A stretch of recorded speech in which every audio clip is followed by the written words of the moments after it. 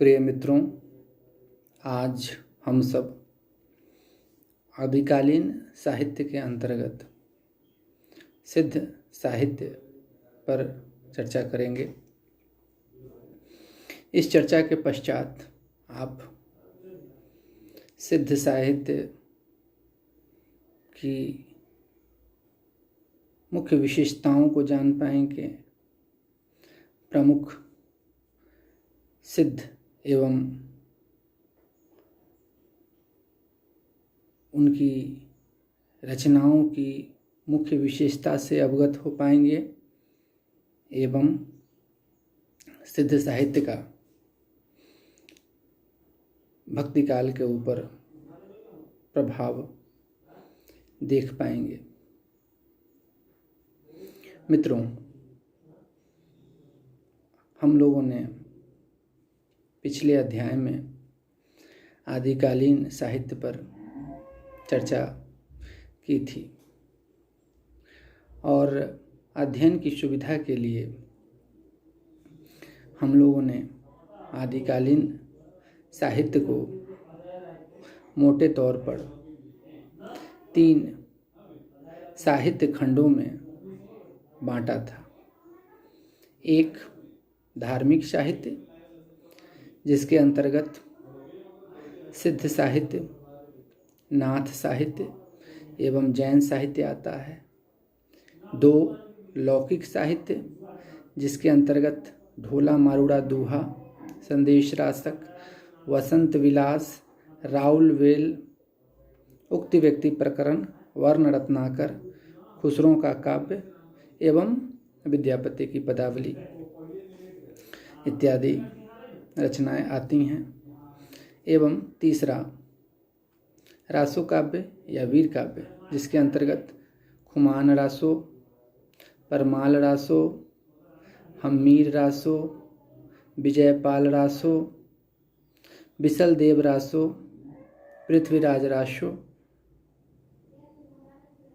इत्यादि रचनाएं आती हैं। हम लोगों ने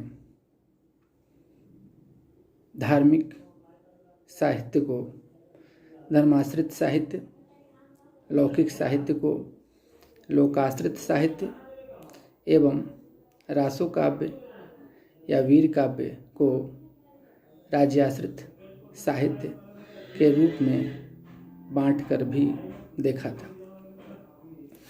मित्रों, आज हम लोग आदिकालीन धार्मिक साहित्य के अंतर्गत सिद्ध साहित्य पर चर्चा करने जा रहे हैं। सिद्ध साहित्य का हिंदी साहित्य के इतिहास में भक्तिकालीन संत साहित्य के निर्माण में विशेष योगदान है। तो मित्रों, सिद्ध साहित्य पर जब हम विचार करना प्रारंभ करते हैं तो हम पाते हैं कि सिद्ध साहित्य की जड़ें की परंपरा प्रारंभ होती है बौद्ध धर्म से। बौद्ध धर्म जिसकी स्थापना गौतम बुद्ध ने की थी, वह अपनी स्थापना के 100-100 वर्षों तक भी संगठित होकर नहीं रह सका। बौद्ध धर्म 2 संप्रदायों में विभक्त हो गया, जिसे हम हीनयान संप्रदाय एवं महायान संप्रदाय के रूप में पाते हैं। हीनयान संप्रदाय बौद्ध धर्म का जो वास्तविक सिद्धांत था, उसको स्वयं में आत्मसात करने वाला संप्रदाय है। हीनयान विद्वानों धर्मावलंबियों का मत था कि धर्म एवं उपासना के क्षेत्र में आवश्यकता से अधिक उदारता नहीं बरती जानी चाहिए। अपने धार्मिक एवं नैतिक जीवन को लेकर हीनयानी बहुत सजग एवं सचेत थे।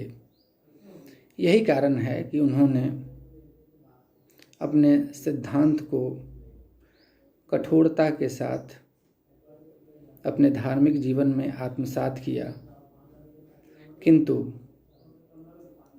धर्मयान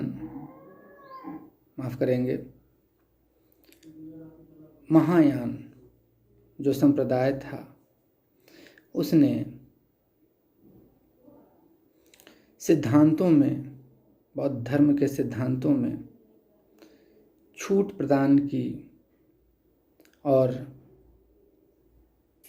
बौद्ध धर्म में प्रवेश का द्वार स्त्री एवं आम जनों के लिए भी खोल दिया।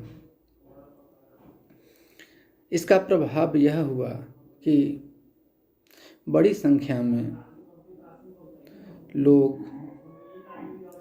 महायान की ओर आकृष्ट हुए एवं दिनानुदिन महायान संप्रदाय में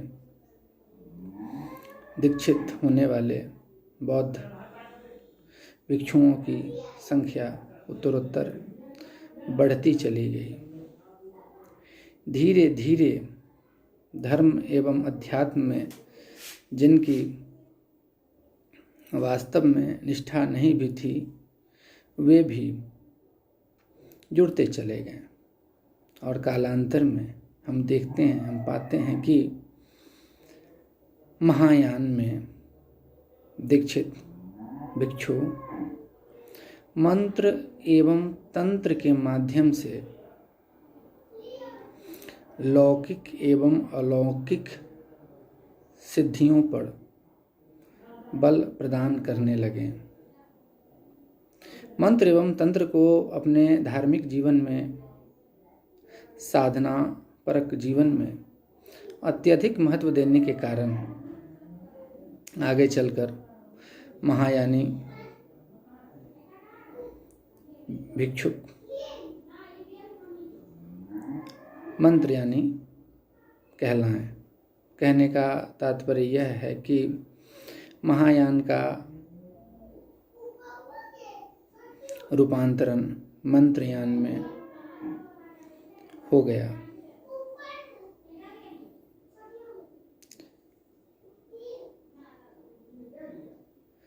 इसी मंत्रयान शाखा का विस्तार वज्रयान में हुआ।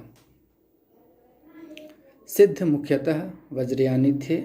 चूँकि इन्होंने अपने सिद्धांतों एवं सहज जीवन पर बल दिया, इसके कारण इन्हें सहजयानी भी कहा जाता है।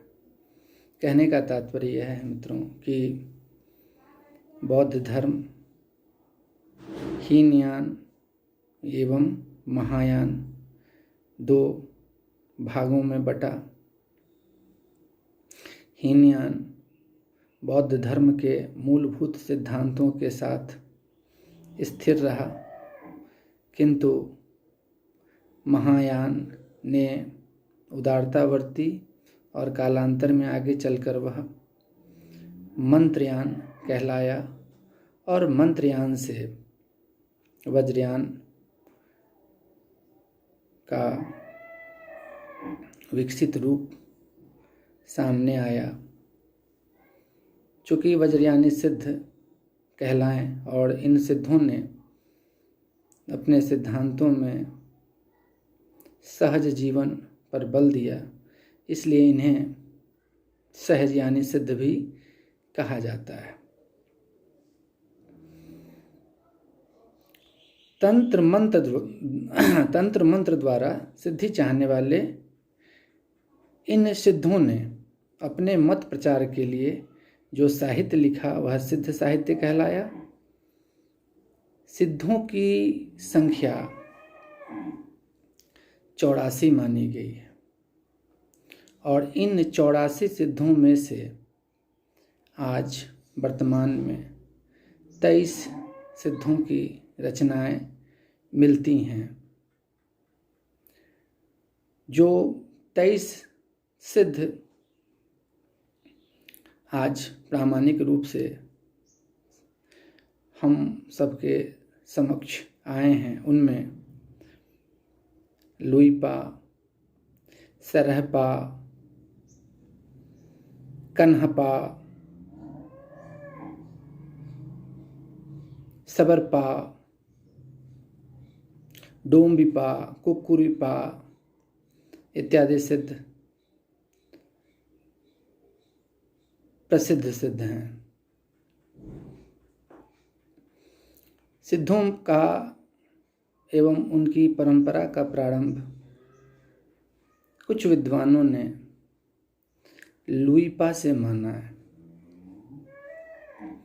किंतु मित्रों, सिद्ध कवि सरहपा ने वज्रयान सिद्धांत को एक व्यवस्थित रूप प्रदान किया। इसलिए ज़्यादातर विद्वान महापंडित राहुल सांकृत्यायन, हरप्रसाद शास्त्री इत्यादि, मूलड़, जैकोबी इत्यादि विद्वान भी सिद्ध साहित्य का प्रवर्तक सिद्ध कवि सरहपाद को मानते हैं। सरहपाद का अन्य नाम राहुल ब्रज, सरोज ब्रज इत्यादि भी माना गया है। मित्रों, इन सिद्ध कवियों की रचनाएं हम सबके समक्ष मुख्यतः दो रूपों में आती हैं। एक दोहा कोश और दूसरा चर्या गीत या चर्या पद। चर्या गीत या चर्या पद में सिद्धों ने अपने वज्रयान सिद्धांत का गीतों के द्वारा प्रचार एवं प्रसार किया है। कहने का तात्पर्य यह है कि सिद्धों के द्वारा रचित जो चर्या पद या चर्या गीत हैं, वे ज़्यादातर सिद्ध की धार्मिक मान्यताओं की स्थापना करने वाला प्रचारात्मक साहित्य है। उसमें वास्तविक साहित्य की मात्रा कहीं कहीं दिखती है। शायद यह भी एक कारण रहा होगा जिसके कारण आचार्य रामचंद्र शुक्ल ने सिद्ध साहित्य को आदिकालीन साहित्य की सीमा से बाहर कर दिया है। किंतु सिद्धों के द्वारा रचित जो दूसरे प्रकार का ग्रंथ है, जिसे हम दोहा कोश कहते हैं और जिसे सरहपाद ने लिखा है और कई सिद्ध कवियों ने लिखा है।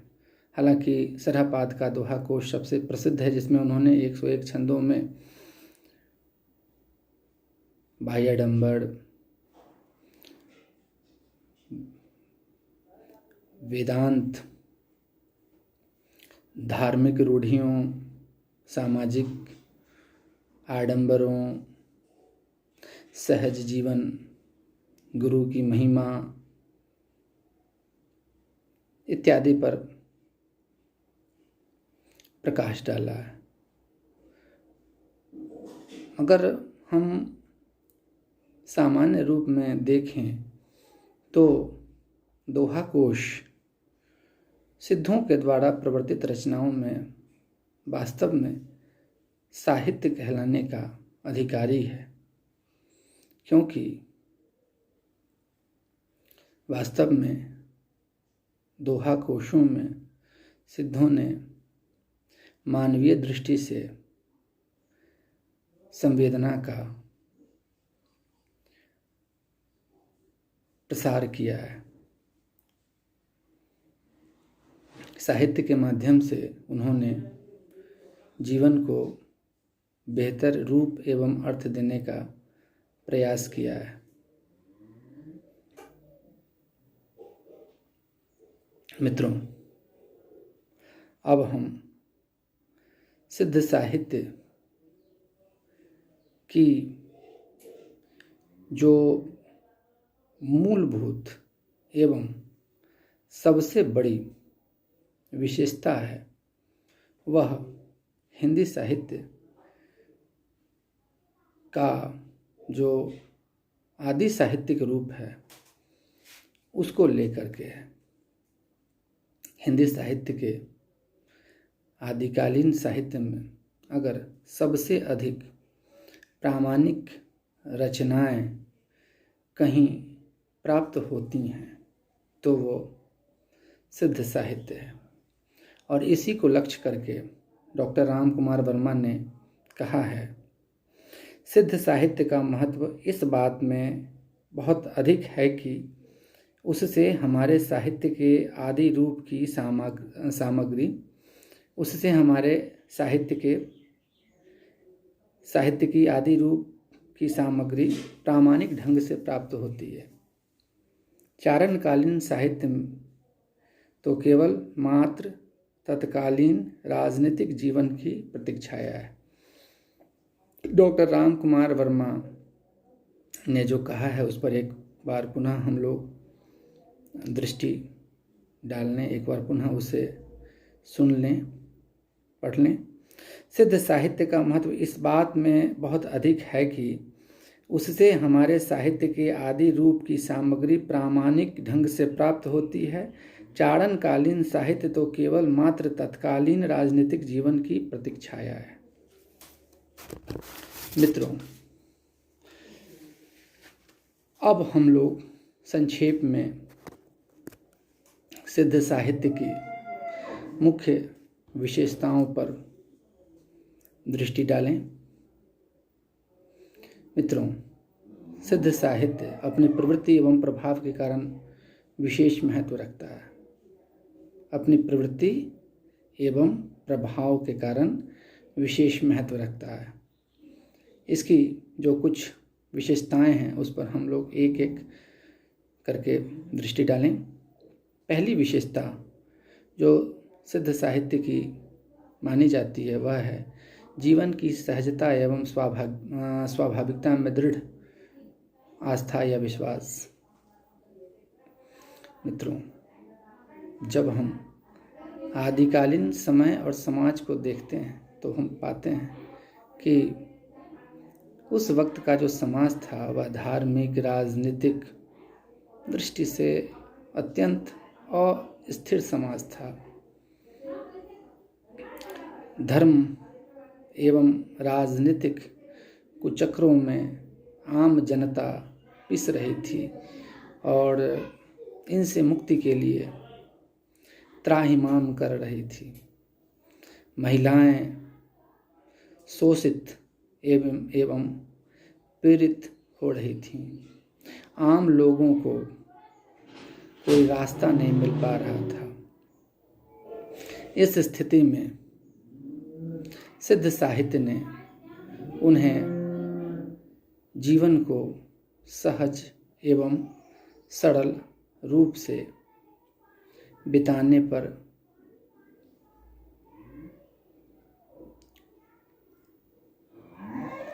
के लिए उनका मार्ग प्रशस्त किया। मित्रों, यहाँ एक बात ध्यान देने योग्य यह है कि बौद्ध धर्म निवृत्तिगामी रहा है। निवृत्तिगामी कहने का मतलब यह है कि संसार में मोह माया में भोग विलास में उसकी प्रवृत्ति नहीं रही है। वैराग्य में, साधना में, संयम में, त्याग में, तपस्या में बौद्ध धर्म की रुचि गति रही है, किंतु इन सिद्ध कवियों ने निवृत्ति मार्ग की जगह प्रवृत्ति मार्ग का अनुगमन किया और इन्होंने सहज जीवन जीने पर बल दिया और महासुखवाद की परिकल्पना इन्होंने आम लोगों को प्रदान की। सिद्ध साहित्य का जो दूसरा महत्व है वह है गुरु की महिमा का प्रतिपादन। मित्रों, हमारे यहाँ गुरु की महिमा विशेष रूप से गाई जाती है, किंतु ये सिद्ध कवि थे जिन्होंने साहित्य में गुरु को इतना अधिक महत्व दिया। वे गुरु के निर्देशन के बिना कुछ भी असंभव मानते हैं। सिद्धों का यह मानना था कि जब तक गुरु की कृपा नहीं होगी तब तक जीवन में कुछ भी प्राप्त करना असंभव है। बिनु गुरु कृपा हो ही नहीं कुछ भी। मित्रों, हम लोग देखते हैं कि संत साहित्य में, विशेष रूप से कबीर के साहित्य में, जो गुरु के प्रति इतना विशेष आदर भाव है, वह कहीं न कहीं सिद्धों की देन है। कबीर कहते हैं कि सब धरती कागज करूँ लेख निसब बनराई, सात समुद्र की मसी करूँ गुरु गुण लिखा न जाई। गुरु की महिमा का बखान करना संभव नहीं है, असंभव है। मित्रों, सिद्धों ने बाह्याडंबरों पाखंडों की कटु आलोचना की है। यहाँ तक कि वेदों पुराणों धर्म की उन्होंने खुलकर निंदा की और सवाल उठाए उनकी मान्यताओं पर कि अगर कोई नहाने से पवित्र हो जाता है तो सबसे अधिक पवित्र तो वह मछली है। अगर किसी को मुंडन करवाने से, बाल को छिलवाने से मुक्ति मिल जाती है, मोक्ष की प्राप्ति हो जाती है, तो वैसे जीव मोक्ष के, मुक्ति के प्रथम अधिकारी हैं जिनको बाल नहीं होता है। जो चौथी प्रमुख विशेषता है सिद्ध साहित्य की, वह है तत्कालीन जीवन में आशावादी संचार। मित्रों, उस वक्त की जो तत्कालीन समय था वह राजनीतिक दृष्टि से अस्थिर था। हम लोगों ने पूर्व में भी इस पर विचार किया है। जनता त्राहिमाम कर रही थी, यहाँ तक उनकी स्थिति विकट हो गई थी कि जीवन की मूलभूत आवश्यकताओं के लिए भी उन्हें तरसना पड़ रहा था।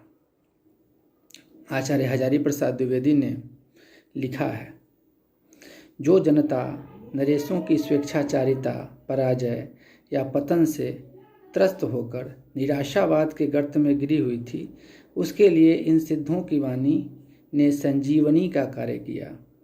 जीवन की भयानक अग्नि से बाहर निकालकर मनुष्य को महासुख के शीतल सरोवर में अवगाहन कराने का महत्वपूर्ण कार्य इन्होंने किया है।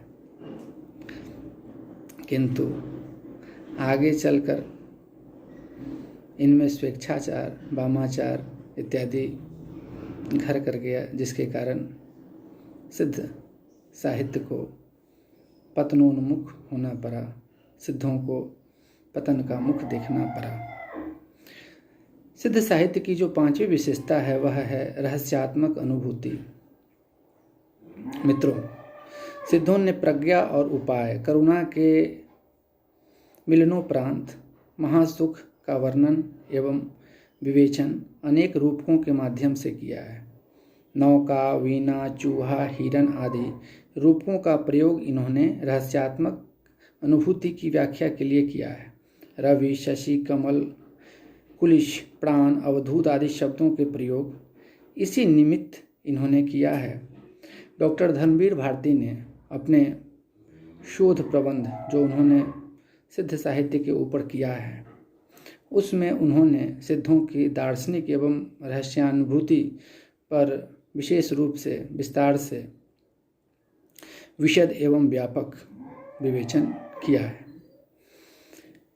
मित्रों, सिद्ध साहित्य की जो अगली विशेषता है वह है श्रृंगार एवं शांत रस का प्रयोग। सिद्धों ने अपनी रचनाओं में सिद्ध साहित्य के अंतर्गत श्रृंगार एवं शांत रस का प्रयोग विशेष रूप से किया है। इनकी जो सातवीं विशेषता है, सिद्ध साहित्य की जो सातवीं विशेषता है वह है जनभाषा का प्रयोग। सिद्धों ने संस्कृत तथा अपभ्रंश मिश्रित देसी भाषा का प्रयोग किया है, आम लोगों की भाषा का प्रयोग किया है इन्होंने। डॉक्टर राम कुमार वर्मा ने सिद्धों की भाषा को समुदाय की भाषा तथा डॉक्टर हरप्रसाद शास्त्री ने इनकी भाषा को संधा भाषा कहा है। मित्रों, संधा भाषा धूप छाँव की भाषा, जिसका अर्थ समझने के लिए विशेष प्रयत्न करना पड़ता है। आगे चलकर संत साहित्य के अंतर्गत हम कबीर के साहित्य में जिन उलटवासियों का प्रयोग देखते हैं, कबीरदास की उल्टा वाणी, बरसे कंबल भीगे पानी, वह इसी संधा भाषा का विकसित रूप है। हम कह सकते हैं उसे इस रूप में भी हम देख सकते हैं। आठवीं जो विशेषता है सिद्ध साहित्य की वह छंद प्रयोग को लेकर के है, और इस विशेषता के अंतर्गत हम लोग देखते हैं मित्रों कि सिद्धों ने मुख्य रूप से दोहा छंद का प्रयोग किया है अपने साहित्य की रचना के लिए। दोहा को हिंदी साहित्य का आदि छंद भी माना जाता है। दोहा छंद के साथ ही सिद्धों ने चौपाई, सोरठा, छप्पय इत्यादि छंदों का भी अपनी रचनाओं में दोहा कोश एवं चर्या पदों में किया है। मित्रों, दोहा एवं चौपाई की जो मिश्रित कड़वक शैली है, सबसे पहले वह शैली सिद्धों के यहाँ प्राप्त होती है, जिसका भक्ति काल में आगे चलकर जायसी की रचना पद्मावत में एवं रामचरितमानस इत्यादि में भी हम जिस कड़वक शैली का प्रयोग देखते हैं, उसका श्रेय भी सिद्धों को देना चाहिए। और अंत में सिद्ध साहित्य की जो अंतिम विशेषता है वह है साहित्य के आदि रूप की प्रामाणिक सामग्री। मित्रों, सिद्ध साहित्य आदिकालीन हिंदी साहित्य की सबसे प्रामाणिक साहित्य है। हम लोगों ने जब आदिकालीन साहित्य के स्वरूप पर विचार किया था पिछले अध्याय में, तो हम लोगों ने देखा था कि सिद्ध साहित्य ने हिंदी साहित्य के इतिहास के सबसे महत्वपूर्ण कालखंड, जिसे हिंदी साहित्य का स्वर्ण युग भी कहा जाता है, उसके निर्माण में, उसकी रचना में सबसे विशेष, महत्वपूर्ण, अमूल्य एवं अप्रतिम योगदान दिया है। न केवल भाषा शिल्प के स्तर पर, बल्कि सिद्धों की जो वैचारिक अभिव्यक्ति है वह कबीर की वाणी में जाकर के एक प्रकार से पूर्णता प्राप्त करती है। कबीर में जो आक्रामकता है वह कहीं न कहीं इन सिद्ध कवियों की देन है। बहुत बहुत धन्यवाद आप सबका।